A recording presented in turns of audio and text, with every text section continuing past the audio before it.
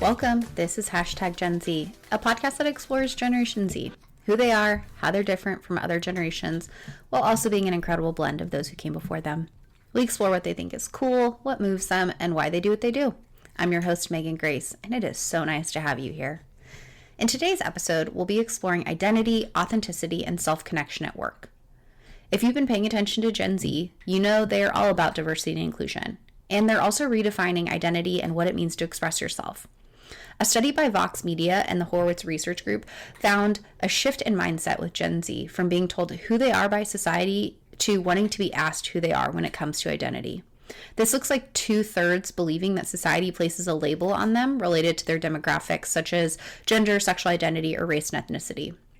However, more than 80% desire more ownership over their identity, especially as it relates to personal characteristics like personality, hobbies, interests, passions, and even ability. This sense of ownership also applies to their social characteristics, like their culture, community, or interpersonal relationships, such as their role within their family. However, there still exists a gap in the fact that some of their personal identities are being driven by societal labels, whether they are fully accurate to them or not.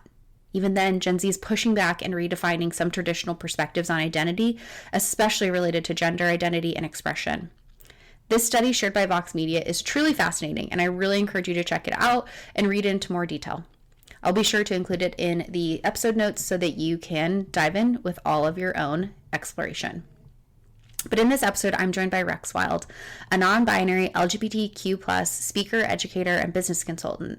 In March 2019, Rex produced the Transcend Career Fair, the largest transgender career fair in the world. This event, featuring over 75 businesses and 500 transgender and gender diverse participants, received national media coverage from CBS, NBC, and Telemundo. Originally from Southern California, Rex graduated with honors in sociology from Chapman University in 2011 and quickly advanced to become a leader in the LGBTQ+ community. From running local and national campaigns for the Employment Non-Discrimination Act to creating prominent workforce development program for the transgender and gender expansive TGX+ community in Los Angeles as the inaugural director of programs at Trans Can Work, Rex's work centers the joy and economic empowerment of TGX+ communities. With over 12 years of experience in facilitation and organizational change, Rex's approach to intersectional inclusion of TGX+ folks has been renowned by organizations including Spectrum Charter, UPS, the Sundance Institute, and the California Workforce Development Board. Rex now works with organizations on strengthening organizational leadership through programs that center self-connection, authentic leadership, and intersectional inclusion. You can learn more about the work they're doing at www.rexwilde.com. And I am so excited to welcome my friend Rex to this episode's discussion. So once again, we are joined by a great guest, and I'm just so excited because anytime I get to talk to a friend that I've known for a while, that like our worlds collide and it turns into a podcast episode, I get just so excited. And one of those people is Rex. And Rex, I'm so excited to have you here to talk about a topic that, as you and I have stayed connected over the years, has really, I think, more and more prominence in the workplace. And while we're going to be talking about identity, I think really the heart of what you talk about applies to so many people in the workplace, including Gen Z. So welcome, Rex. Tell us a little about who you are and kind of the work that you do and how we can be excited to learn from you. Thanks so much, Megan. It is so awesome to be here with you. And for those that don't know me, my name is Rex Wilde. I use they and them pronouns, and I'm a TGX or trans and gender expansive inclusion consultant. So I work with organizations all over the US and internationally on helping to bolster their trans and gender expansive inclusion initiatives, especially within their greater DEIB or diversity, equity, inclusion, and belonging frameworks. So I work with organizations anywhere from their corporate education initiatives all the way to helping with employee engagement, as well as policy and procedures around including the trans community. And such important work because you have such a beautiful journey that you share with people. But the work that you do is creating just like a good space for everyone, regardless if you are identifying with the TGX community or LGBT community, like just belongingness at work, I think is something that everyone can get down with. Like we've all felt at some point in our life, like, oh, maybe I don't belong here, or I do, and that rocks, right? And so what I love that you're bringing to this conversation is really, one, it's sharing about what you do, but then the application that people can take away in creating better environments for people. So let's just start with the basics, right? So why should we be paying attention to identity and specifically gender in the workplace? I know that's a big part of the work that you do. I think that what you said is so perfect just now, because when we're talking about identity and even when we're talking about gender specifically, it really is something that applies to everyone. But it's interesting because when we're looking generationally, one of the things that we're seeing is really significant shifts around not only how individuals are identifying with regard to gender, but also how we even are understanding gender and gender norms in and of themselves. When we think about the workplace right now, we know that next year in 2025, millennials and Gen Z are going to make up about 60% of the workforce, and that millennials are right now twice as likely to identify as LGBTQ than previous generations. And we see about 12% of millennials identifying as either trans or gender expansive. Now, when we look at Gen Z, we actually see that Gen Z is 20 times more likely than the boomer generation to identify as trans, non-binary, or gender expansive. And there have been a couple of recent studies that came out, one of them showing that up to 20% of Gen Z identify as LGBTQ+, and another showing that about 30% of Gen Z identify as LGBTQ+.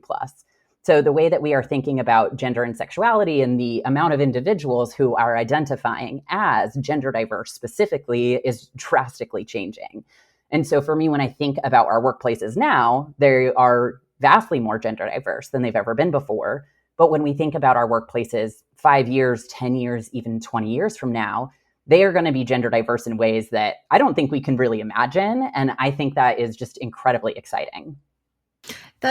I do think it's an exciting thing. And first of all, thank you for bringing all those stats to this conversation. Like I was getting tingles that someone else cares about, like quantifying things that we know exist, right? Like we know this shift in identity and mindset of inclusion, of just like being who you are, has shifted so much with younger generations. It's not that it didn't exist before, it's just so prominent now, or much more prominent. So one, thank you for bringing the numbers to back up what we have probably already been witnessing, observing, experiencing.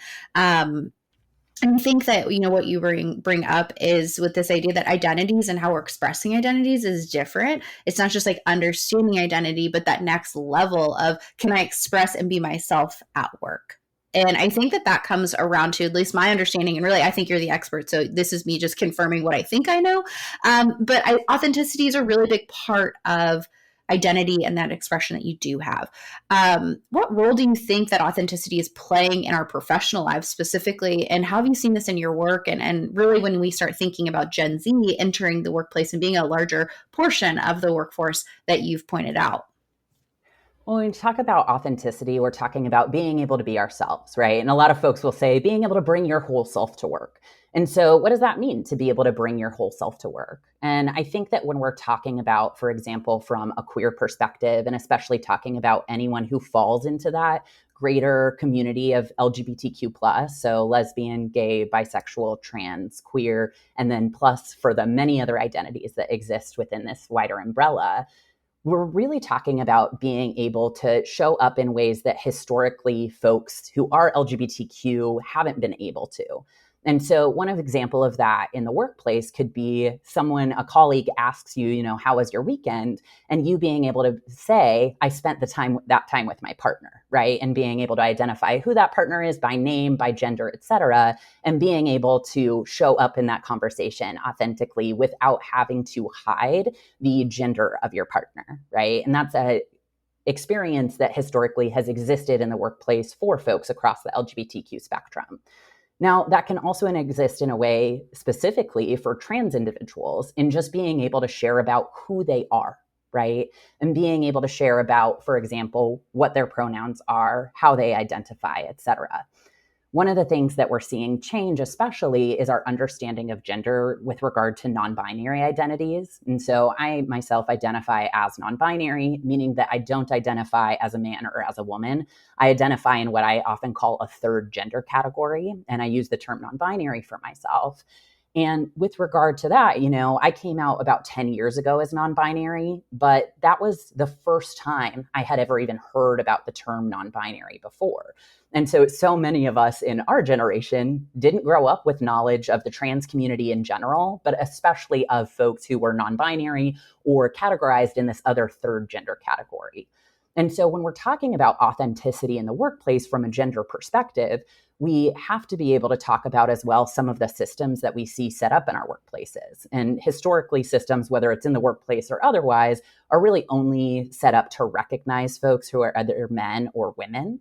And so being able as well to ensure that we are creating structures that can help hold the reality of folks who exist that are non-binary as well.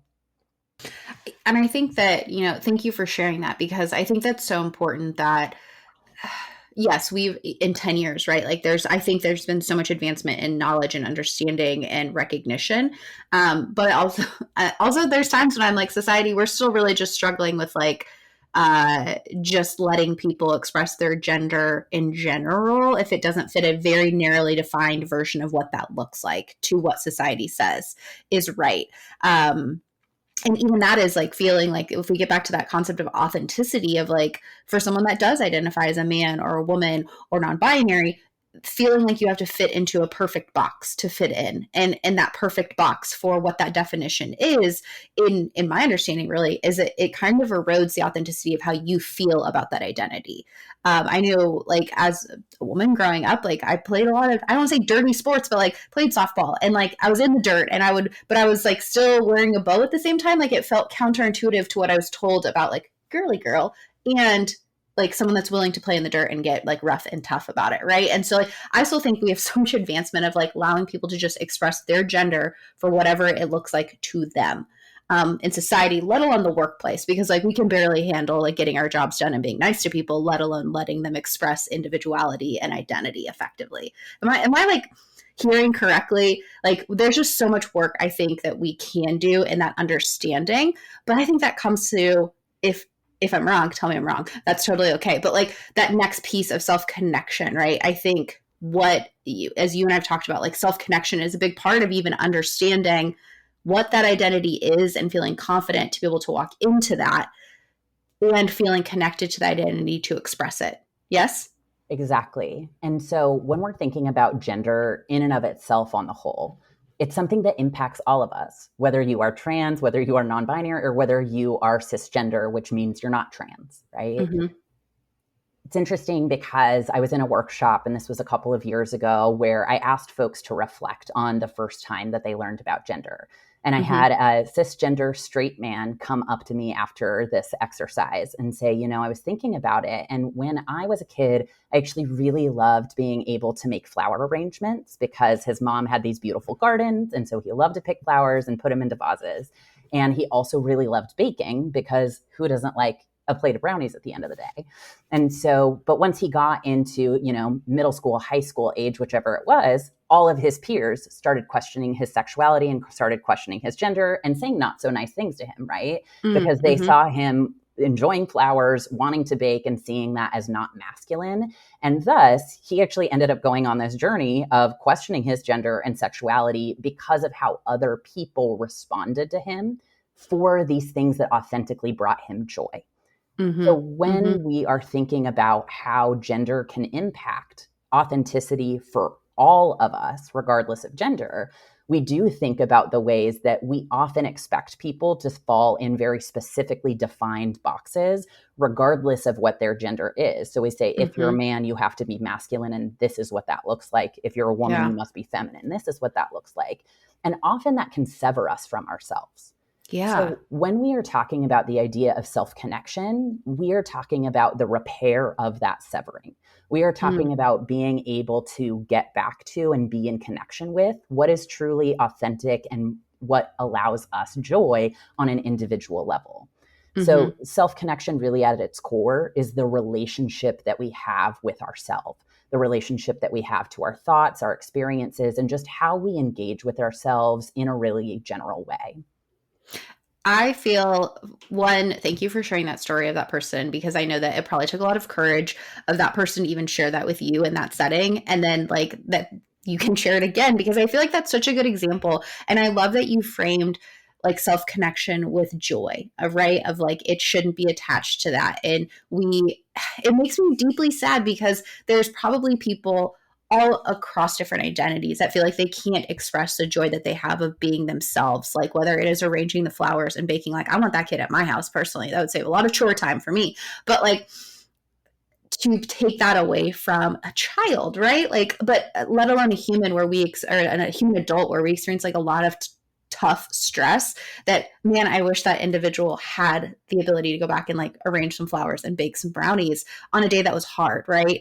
And I think it just like, I'm trying to say is it makes me sad that society tells people like sever your self-connection and your joy from the things that you love, because that's not the way that it is here. But I personally think that there's many people in Gen Z, or at least that I'm observing, that are telling society to kind of like kick it, because there's still going to be a masculine man that arranges flowers, right? And that's totally fine. And it's probably a beautiful flower arrangement. So I don't know. That's just me being like, one, thank you for framing it that way. Like I feel slightly healed for things in my own life. And I know that I hope other listeners feel like they can look at that connection or that piece of self-connection and say, oh, there's things that society has told me that I shouldn't do because of the way that I identify. So I just really appreciate that perspective. Thank you. And I think with Gen Z, it's really cool because part of what we're seeing right now is Gen Z saying, wait, I don't want to participate in that way. I want to be myself at all costs, right? Mm-hmm, and we're seeing that in a way that other generations have not been able to access before.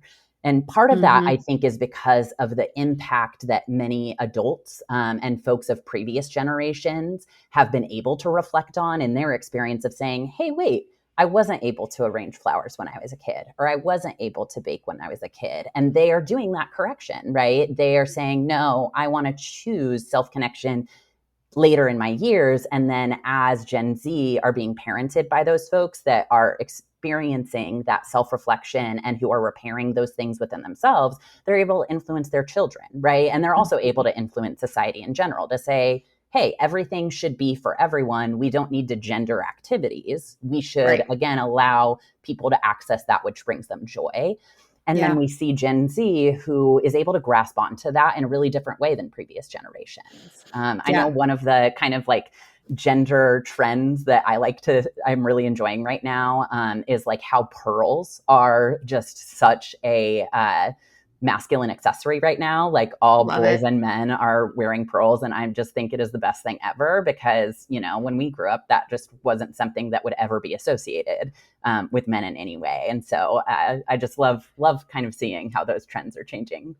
It's so funny. I actually have a friend that this is just a weird tangent. I have a friend that I recently took a trip with, and an amazing scuba diver, Marcus. If you're out there, this one's for you. And he lost his pearl earring or something in this scuba diving incident. I was going to see him a few days later, and he texted the group. He's like, "I lost an earring back for my pearl earring," and I was like, I clutched my fictitious pearls at that moment, but I was like, "Don't worry, I got you. Like, I will bring you that earring back. I will bring you a fake pearl stud." Like I had to be there because Marcus needed it, right? And it's one of those things that like he's totally going to be expressive of who he is, and I love that. And I really appreciate like just the amount of, I would say, like confidence that you're giving people to just go find the thing that brings you joy. And if that's wearing a pearl earring, like damn it, you better rock that earring. Boys, do it. Like it's awesome. I've been doing it forever. But I know that you are a treasure trove of things that people could probably be doing to feel more connected. And while we're kind of focusing on the workplace, you know, what kind of advice do you have for professionals, regardless of gender or generational cohort, to finding self-connection at work and to their work? And I don't want to say finding joy, because some people do not like their jobs, but we can still find that self-connection, right? In making a place individually for ourselves. Yeah. First, I think that self-connection is going to be really individually defined for everyone. So we're all going to have a different version of what self-connection looks like for us. So when we are thinking about what does self-connection look like in general, and then what does self-connection look like at work, we have to approach it from a really nuanced individual lens, since that will be as vast and diverse as all of us are as people. And so part of it, though, is being able to have the time and ability to get to know yourself in a greater way, and to have the opportunity to be able to get into a more self-connected place.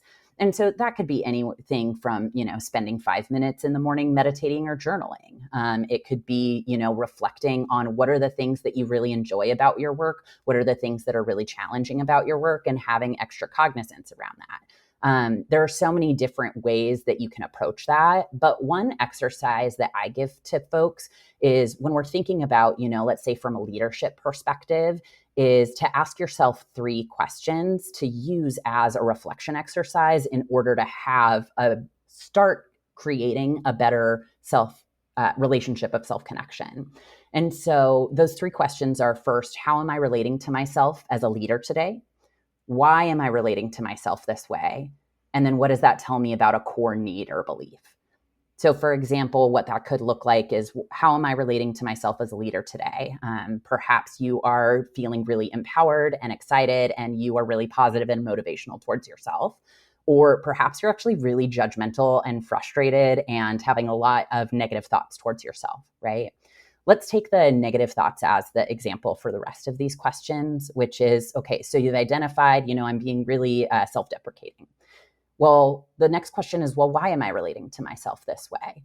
And that might be anywhere from, well, maybe it's a need, a form of self-protection that you're actually having. The reason that you are having those negative thoughts is you think that somehow that is going to be helpful to you, right? Perhaps it's because you think that you're going to be more self-productive that way, right? And that if you, are going at yourself from a perspective of saying, hey, you just need to get this done, blah, blah, blah, then maybe it's your way of trying to be more productive in that way. Now, once you've answered those, then you can ask yourself, what does that tell me about a core need or belief? And so if it is that, you're being really mean to yourself that day, it actually, even counterintuitively, is kind of a form of self-protection. It might tell you that you just have a need for feeling safe and feeling in control, right? And that's this need. Now, once you have that need, that's a lot of information for you to be able to then identify what you want to do with that, right? Is there a way that you can help yourself? Because let's say talking to yourself in a really negative way is actually super out of alignment with your values, and you're starting to notice that actually it reflects how you end up talking to the folks on your team, right? And that might not be something that you want to do. Then it gives you really that important purview on how you can shift and adjust so that you can actually practice behaviors or practice thoughts that are going to be more in alignment with what your values are, so that as you're interacting with others, you can have a more positive environment of product. That is amazing. And I just can imagine that your clients, when you do this with them, they are like, how dare you walk in here and tell me literally everything about me? And you just knew me 2 seconds ago. But it's so true. Like what you described is something that when we allow ourselves to go down this thought process, we deeply become disconnected to who we are. Right. And there's so much, again, that pressure between the individual and then society, or what an organization or a different like environment puts on us, and how that can peel us away from who we are. So I really love the way that I'm a big fan of things that come in threes because they're usually easy to remember. And you gave us a really 1, 2, 3, something that someone can do in less than 5 minutes when they're going through either a positive or a negative mindset to reframe and find that connection at work. And so if you're listening and you're feeling a little disconnected, please use that 3-part framework. Rex is just like such gold. So there's a lot that individuals can do, right? Like as individuals, we can practice this 3-question framework that you provided us. But, sometimes we can only operate so much on our own. Like we're parts of teams or organizations, unless you're out here doing like what I call rodeo, which is being a self-employed individual. But like, what can you do as organization and company leaders to help employees find, or team members find and practice self-connection at work? Because I do think there's that interplay of like the larger environment and the individual that leaders have the ability to shape for their friends that are within the company. So I think when we're talking about organizationally, first we want to talk about what we can do as individual leaders. And the reality is that we want to set the example for what everyone else on our team can be doing. And so if we are doing that work as a leader ourselves, it is automatically going to be reflected in the way that our team members are going to be able to interact with each other and also interact with us. So first, I think it's setting the example. But the second is really being able to encourage social and emotional learning opportunities for staff on a structural level. So our organizations, we should really be giving time, whether that is through, specific staff development time, or time off, et cetera, to be able to encourage specific social and emotional learning opportunities for folks to be able to have the opportunity for self-reflection, and have the opportunity to self-connect in a greater way. And the third is really being able to encourage open and honest dialogue with a value for vulnerability. Obviously, being able to do these type of self-reflection tools, it's a lot of vulnerable work, and it can be, pretty itchy for some folks. But being able to encourage open and honest dialogue and giving the value of vulnerability into your workplace can be something that also really helps to bolster that opportunity for others. So what I'm hearing is do the work and be vulnerable and empathetic to others. Like that's just like two small things, right? Just two small ones. Yeah, I would say so. It's casual small things. I think everyone can align with having either worked for someone that was deeply empathetic and cared about them and was willing to show them like a good path towards what it means to be a part of an organization, right? Like whether it's a coach, a teacher, a boss, you name it. But then conversely, we've also had people that stand out in our minds that are terrible role models for what it's like to be vulnerable, empathetic, and supportive to other people. And I really do think like the concept of like being a good human to others is like such a free thing we can do, but it requires so much of ourselves to understand who we are. Like that interaction between the self and others is so difficult. Not difficult, it's just complicated, right? And so I think bosses, organization, company leaders, wherever you are, like there's so much that there is that pressure. Yes, there's always a pressure to perform, but like performance is always going to be underskirted by like the people that are a part of that, like people that are part of the team, and making sure that that's a place that can be full of inclusion, but also that connection and to who people are, and making sure that they feel like safe and welcome and like they belong there. Like it's just like simple stuff. I feel like you and I are like this basic human stuff. But I know that there's a lot of people that struggle with that, and that's why they keep you employed. Right? Well, and I think it's like a really normal thing that, of course, people are going to struggle with this, Mm-hmm. because the other reality is, considering our busy lives, especially in our workplaces with a million tasks that people have on their plate, et cetera, no one is going to live in a 100% self-connected place all of the time.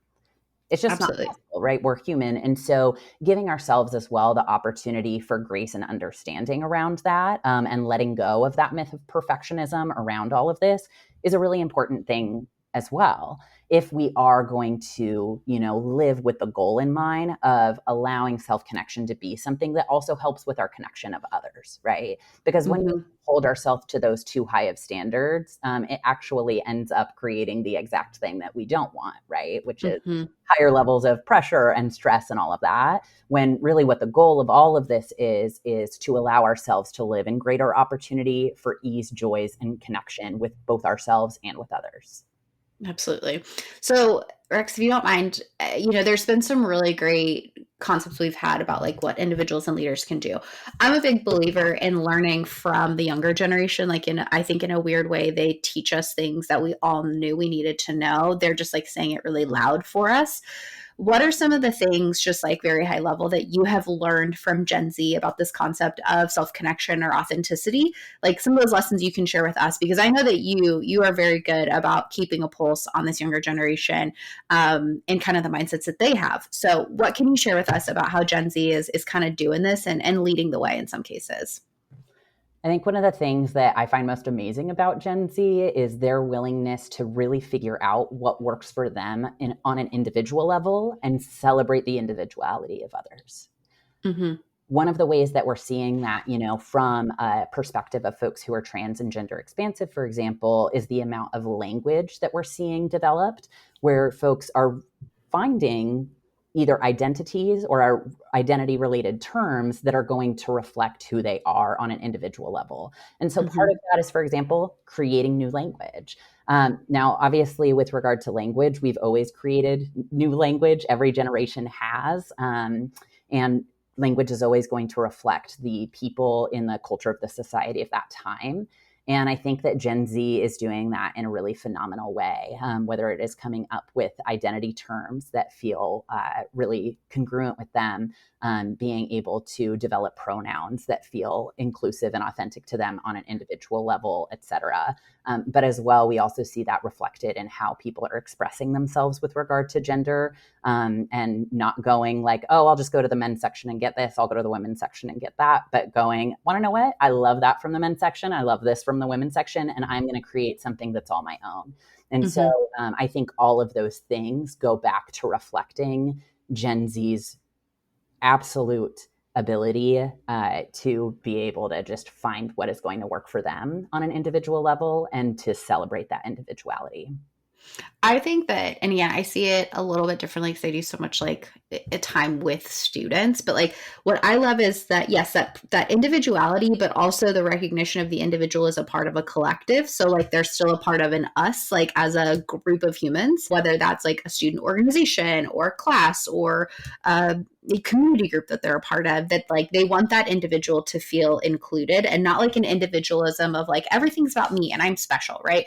It's that person has figured out who they are. And what I love is that Gen Z rallies around those people, like regardless, like the individuals take care of one another and in their community, whatever their community is. And they allow that person to be that individual while supporting whatever that individual is, identifies as, expresses as. And so like, that's something that I love is, yes, there's that like, I don't know how they're so individually aware at such a young age. Like I'm very proud of them. I still think I'm trying to figure it out. But then like this idea of being individually expressive and supportive of other people in a way that's like, I'm not going to try to change you. I just want you to be a part of us. And I think that's really beautiful. Yeah. I think it goes to this idea of them saying, the more that I get to celebrate me, the more room there is for me to celebrate you too. Mm-hmm. Mm-hmm. Like they're not taking away anything from anyone by allowing someone that's different than them or the same to celebrate that. Like they're like, there's enough room and enough space for everyone to be themselves. Exactly. I love that. They're so good. Well, Rex, this has been so helpful. Like, I don't know I knew that this was going to be insightful, but like, I feel like in some cases, like more joy in my life, which I think is great. Right. But I've just taken so much from this, and I think people that are listening are going to be able to take away just really, I wouldn't say it's always simple. I don't think that it's not necessarily difficult in the same degree, but like you've given people some really direct, simple things they can do to potentially find self-connection themselves a little bit more, practice it within the people that they lead, and the organizations that they lead. But I'm sure people want to follow up and potentially know where they can kind of keep up with you. If people want to keep up with the great work that you're doing or find ways to work with you, what would you suggest people do to kind of hang out with you? Yeah, you can either find me on my website or on LinkedIn. So my website is rexwilde, REXWILDE.com, or you can just go ahead and find me, Rex Wilde, on LinkedIn. And I will include both of those in the show notes so people don't have to search too hard. But Rex, thank you again for being here. Again, I always love when we're able to catch up, but I also love being able to intentionally learn from you and your willingness to share all of this with the listeners. So thank you. Thank you so much, Megan. It's been such a fun time.